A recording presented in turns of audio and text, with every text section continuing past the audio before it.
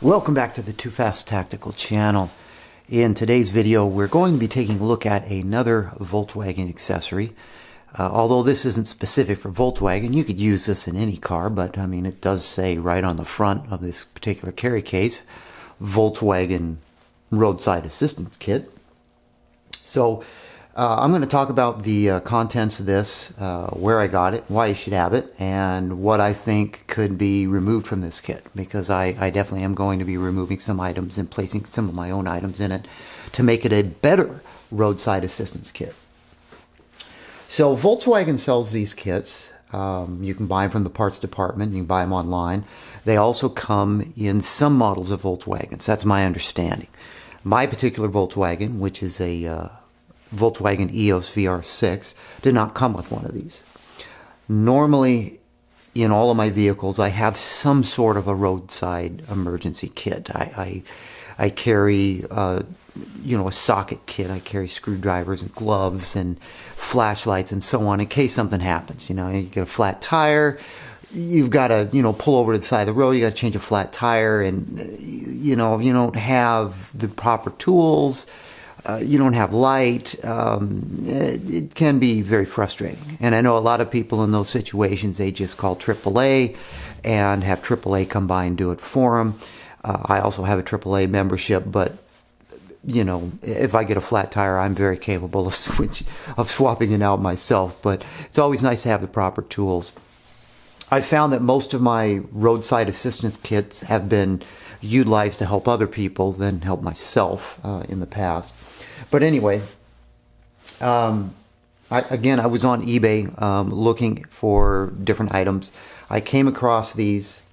Now, I don't know exactly what the dealer sells these for, but I saw a few dealers on eBay selling these kits new for around $100.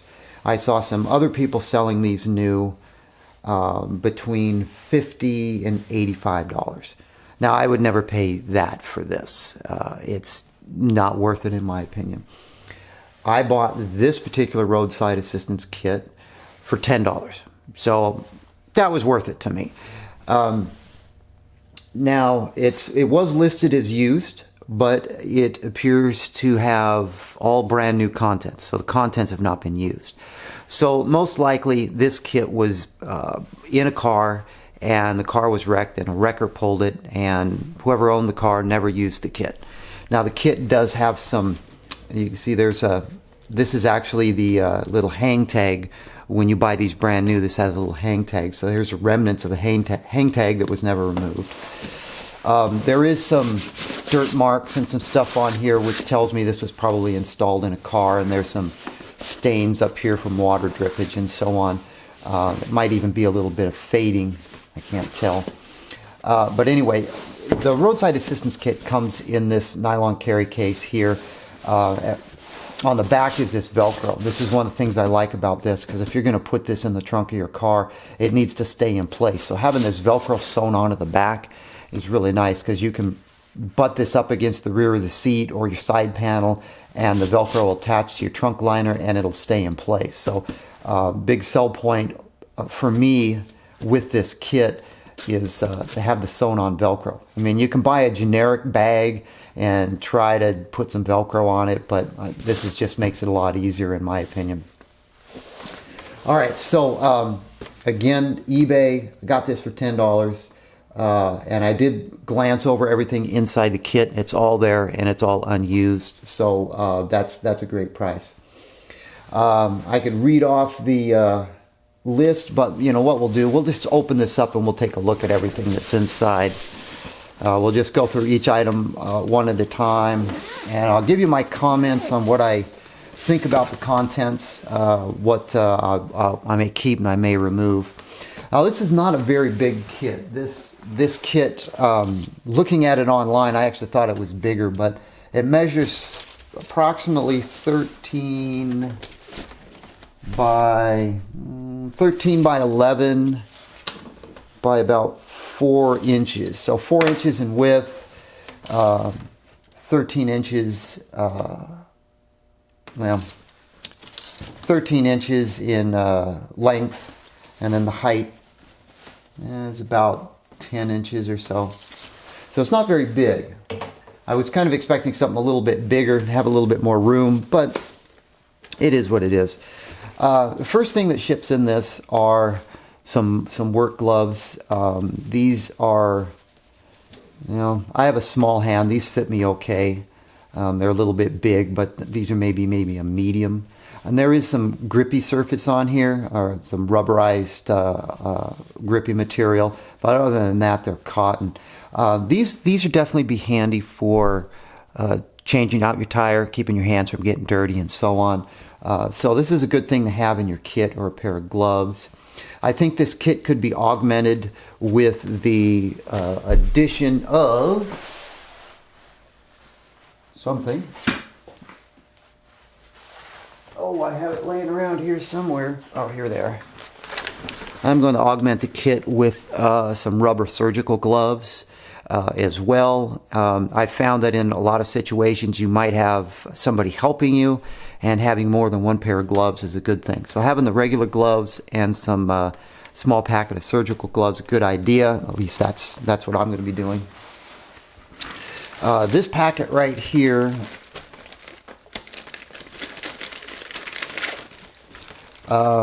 inside of this packet here, you've got some latex-free bandages. There is a content list here that says 15 adhesive bandages, 2 extra large bandages, and 2 knuckle bandages. Now, this is great if you damage yourself while you're changing your tire or what have you. But I don't think this is a, you know, this is not going to take the place of an actual first aid kit. So some bandages are great, but what this really needs is a full-fledged first aid kit, which I do have, although this is kind of a bulky first aid kit right here. I am going to be figuring out a way to fit this in here. You can add any first aid kit that you want. But, you know, my first aid kit's got tweezers and surgical scissors and gauze and bandages and gloves and tape and sterilization wipes and so on. So this is more of a complete first aid kit, which I never... Everything I have has one of these, whether it's a vehicle or my bug out bags and so on. I've got, you know, pretty extensive first aid kit. So I will be adding this first aid kit to this package here. I just have to make room for it. So something's going to go. We know that for sure. The extra bandages I'll definitely keep in here. I'll probably put these in the first aid kit because you can never have too many bandages. So the Roadside Assistant Kit. Now this says manufactured by DC Safety Sales in New York. Health Canada license, US FDA. It has looks like it has a package date of February of 2016, so this is several years old. Well, we're going over everything that's in the case. I don't think I need to even read that. So one thing that's in here is a emergency blanket.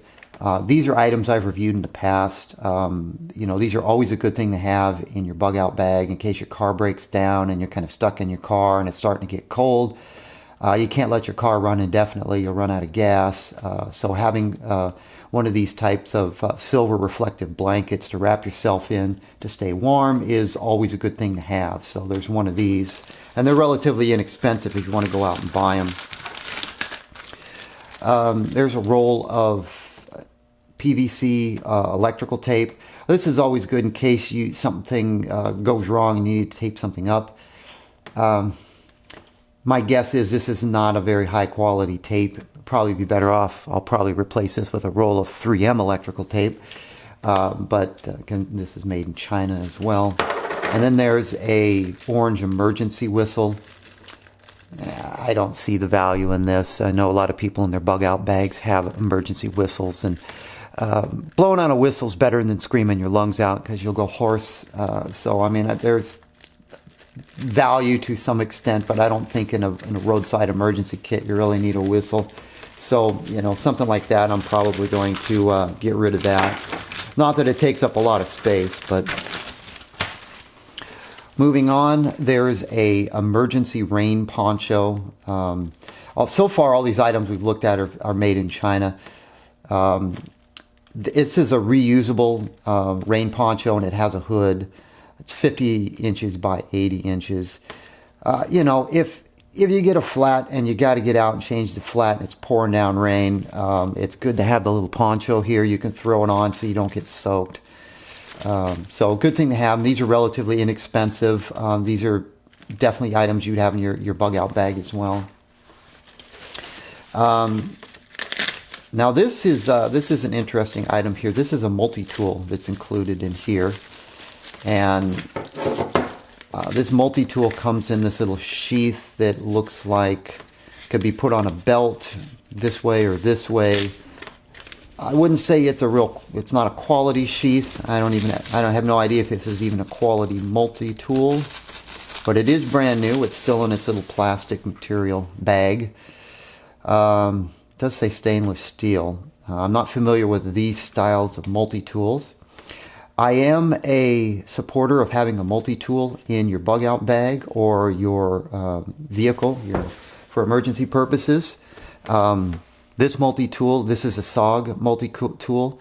This is one that I carried in my last car, which I just sold. You know, I was going to put it in this bag. I still may. We'll have to see. But having a multi-tool is always great because you got a knife, you've got some screwdrivers, some other functions, you got a pliers, all in one little compact package. But going back to the one that comes in this bag, so we got a pliers here, so it's not really a needle nose pliers. You've got something to grip a bolt, and this would grip something else, and it's got a handle on it, and that handle can be captured like so. What else do we have? We have a small Phillips here on the side, and we have a knife. Now these blades don't lock into place. I always find that a disappointment. I like blades that lock into place. Ones that don't lock into place, I have problems when you're doing the cut things. They have a tendency to bend. But there might be a reason for this. I think I read somewhere that some multi-tools and knives where the blades don't lock into place, those are to meet certain countries' regulations. The U.S. doesn't have a regulation like that. It can lock in place, but this might be so it's sellable in a lot of other countries. You also have a file, and this is more another type of a cutting tool, and a flat end here, which could be used as a screwdriver. And then we've got the last item here. Another smaller knife, bottle opener. That might be a wire stripper. And the very last one is another small flat-bladed screwdriver. So that's what's going on with this particular tool. This tool is lubed up. It's got some sort of grease on it. Does not have a country of manufacture on it. All it says is stainless. I'd have to assume this is probably made in China like most of the other items. But you know what? This whole kit costs $10, so I'm not arguing. This multi-tool would be fine having this kit for emergency purposes. So there's our multi-tool. Moving on, inside of this plastic, let's see, this is a vapor-resistant bag, Ziploc type bag. And this has a moisture absorbent packet in here. And this is a small hand squeeze flashlight. So it never needs bulbs, it never needs batteries. Now the problem I normally have with these things is they suck. Again, this is another made in China item. This is a really cheap item that's really not going to put out a lot of light. You see there's actually a charge on it. Let's see if I can figure out. Okay. So this has got some sort of probably lithium ion battery in it. It's got this little handle.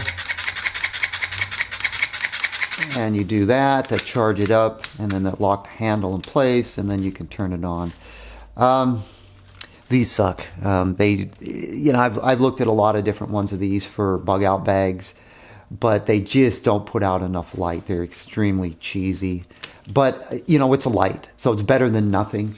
But in this particular kit, I will be adding this is like a 300 lumen. This is a Blackhawk adjustable flashlight. Now, the biggest problem with these is these take regular batteries, but they're substantially brighter. This has got adjustable beam pattern and strobe mode and so on.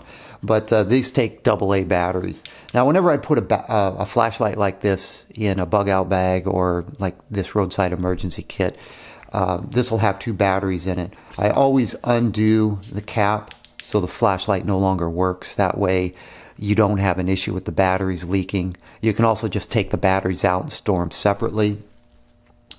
I also carry an extra set of batteries, or an extra 2 set of batteries. AA batteries are cheap.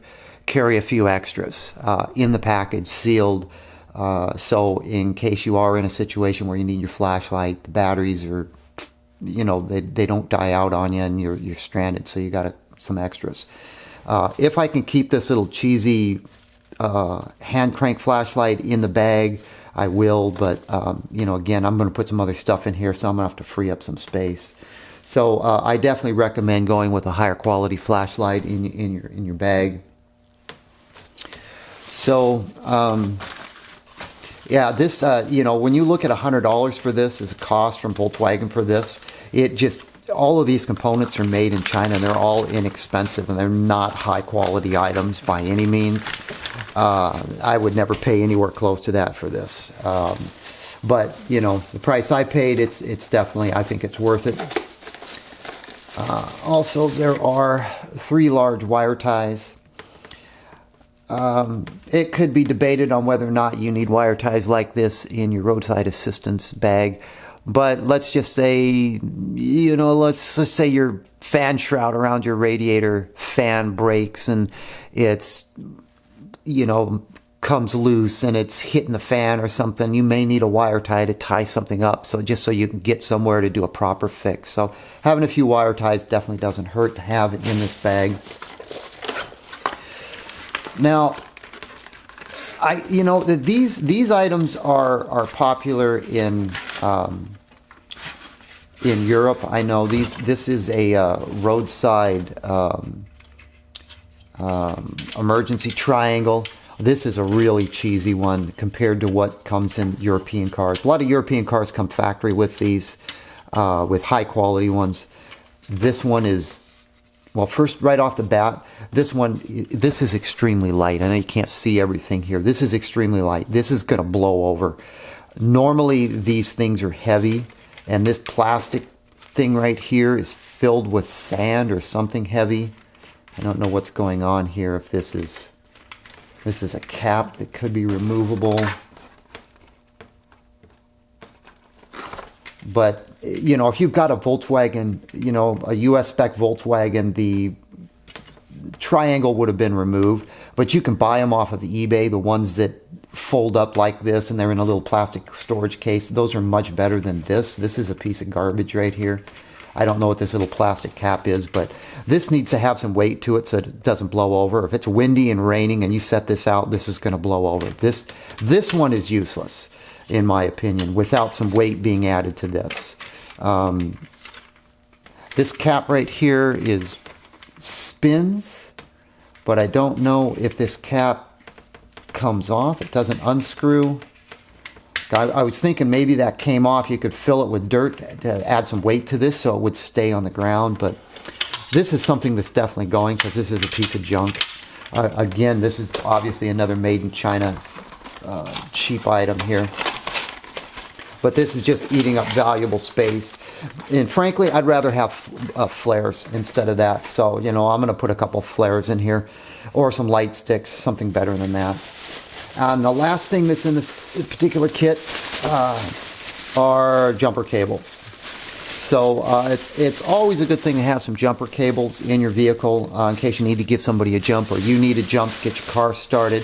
Make sure you know how to use these. Your owner's manual would tell you how to use jumper cables, how to hook them up, because there's a specific way that you need to connect jumper cables.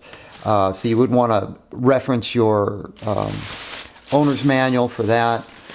This does come with a how to use guide. Yeah, you could reference this because this shows a sequence on connecting your cables, because you know the negative of one side is going to go to an engine block, and then the dead battery you would connect the positive cable to. So if you were jumping somebody who had a dead battery, the negative would be connected to their engine block and the positive would be connected to their battery post of their battery, and then you would connect the other end to your negative and your positive of your battery. So there are some instructions that come with this. It also comes with a little piece of paper that